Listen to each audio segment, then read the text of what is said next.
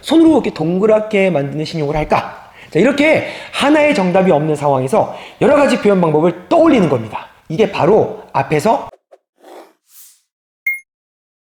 안녕하세요. 강명주의 창의력 노래서 채널을 운영하고 있는 창의력 전문가 강명주입니다. 반갑습니다. 자, 오늘은요, 이 두 개의 게임이 우리 아이들에게 숨겨진 창의력을 키울 수 있는 방법에 대해서 가볍게 알려드리도록 하겠습니다. 자, 여러분들 혹시 이런 고민해 보신 적 있나요? AI가 글도 쓰고 그림도 그려주는 시대에 자, 우리 아이는 대체 뭘 잘해야 하는 걸까? 전문가들이 입을 모아 말하는 답은 의외 단순합니다. 바로 창의력을 키워야 된다고 합니다. 자, 그런데요, 이 창의력이라는 게 비싼 학원이나 복잡한 교구가 있어야지만 길어지는 건 아닙니다. 오늘 소개할 이 단어 카드는요, 이 단어 카드 한 장으로 끝나는 게임이에요. 그래서 너무 단순해 보여도 이게 어떻게 창의력을 키울 수 있지? 싶을 정도로 너무 단순합니다. 그런데 이 게임 안에는요, 창의력 과학의 핵심 원리가 고스란히 숨어 있습니다. 자, 오늘 그 비밀을 하나하나 풀어보도록 하겠습니다. 자, 근데 잠깐 창의력이 뭔지 쉽게 정리하고 갈게요. 자, 창의력을 연구하는 학자들은요, 창의력을 하나의 능력이 아니라 두 개의 날개로 봅니다. 첫 번째가 바로 확산적 사고입니다. 하나의 문제를 두고 답이 여러 개일 수 있어 하면서 아이디어를 잔뜩 쏟아내는 힘이에요. 예를 들어 네모를 보고 연상되는 게 뭐가 있죠? 벽돌. 네모를 보고 또 느낄 수 있는 게 문. 이 발산적 사고는요, 어떤 생각을 물체를 보고 여러 가지 생각들을 할 수 있는 사고라 보시면 돼요. 자, 이번에 수렴적 사고는요, 그 많은 가능성 중에서 이게 정답이야 하고 똑똑하게 골라내고 좁혀가는 힘입니다. 자, 흩어져 있는 여러 가지 단서들을 모아보고 이 내용을 봤을 때 범인이 누군지 이제 알 수 있겠어. 이와 같은 사고입니다.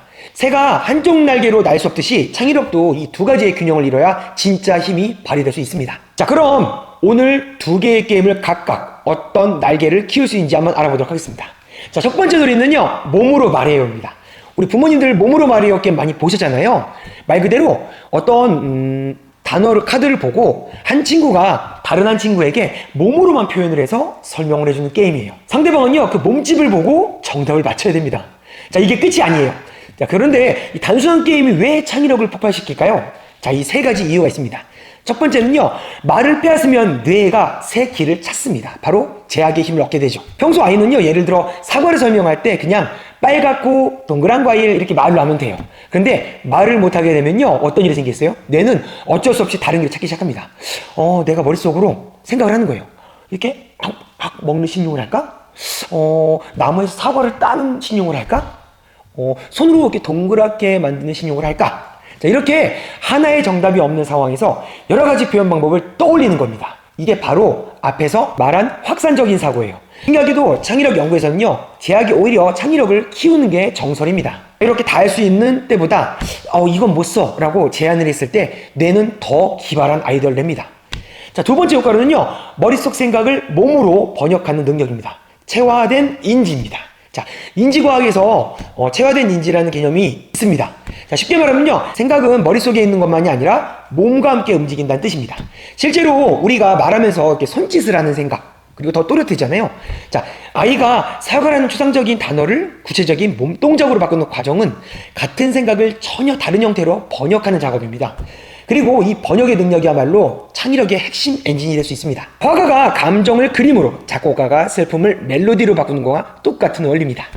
자, 두 번째 게임입니다. 바로 두 번째 게임은 언어적 창의력을 키우는 스무고개입니다.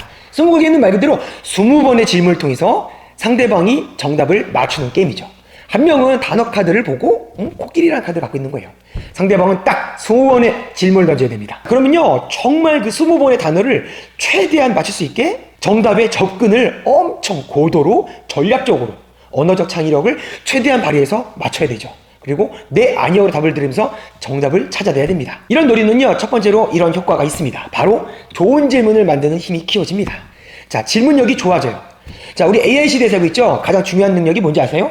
바로 질문을 어떻게 잘할 수 있는 능력입니다. 우리가 알고 있는 제미나이, 챗GPT, 우리에게 필요한 여러 가지 아이디어들, 그리고 답들이 정말 많아요. 근데 여기서 제일 중요한 건요, 어떻게 질문을 해서 물어보냐가 어떤 결과가 나오냐에 달라지기 때문입니다.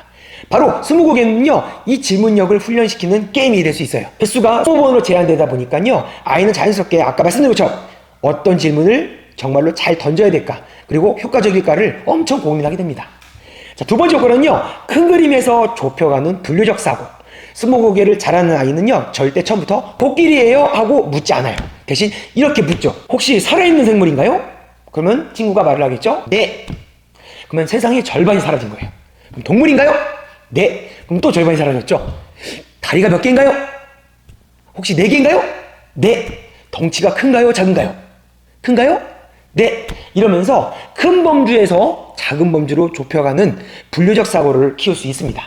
정보를 머릿속에 차곡차곡 정리하고 구조화하는 힘이 키워질 수 있어요. 이게 잘 되는 아이는요, 나중에 복잡한 공부나 문제를 만날 때도요, 어디에서부터 풀어야지 하고 스스로 방법을 찾게 됩니다. 오늘 2가지 내용을 말씀드렸습니다. 집에서도 아이들과 재미있게 창의력을 키울 수 있는 놀이였습니다. 첫 번째가 뭐였죠? 자, 바로 몸으로 말해요. 이건 바로 확산적 사고를 키울 수 있습니다. 하나의 단어를 여러 가지 방법으로 표현하는 힘입니다. 자, 2번째로는요, 스무고개였습니다. 수렴적 사고를 키울 수 있고요, 여러 가능성을 하나의 답으로 좁히기입니다. 자, 이 둘을 같이 하면요, 우리 아이는요, 아이디어를 펑펑 쏟아내면서도 그중 가장 좋은 답을 골라낼 수 있는 아이, 진짜 창의력 아이로 자라게 됩니다. 한쪽만 잘하는 게 아니라 양쪽의 날개를 균형 있게 키워줄 수 있는 창의력 놀이죠. 자, 오늘 이 2가지 놀이를요, 이미 알고 계실 겁니다. 하지만요, 알고 있는 거랑 직접 하는 거랑은 천지 차이입니다. 오늘부터 차근차근 아이와 함께 이 놀이를 통해서 아이들의 창의력을 높여주시길 바랍니다. 자, 오늘 영상을 보시고 좋으셨으면 구독과 좋아요, 알림 설정 잊지 마세요. 감사합니다.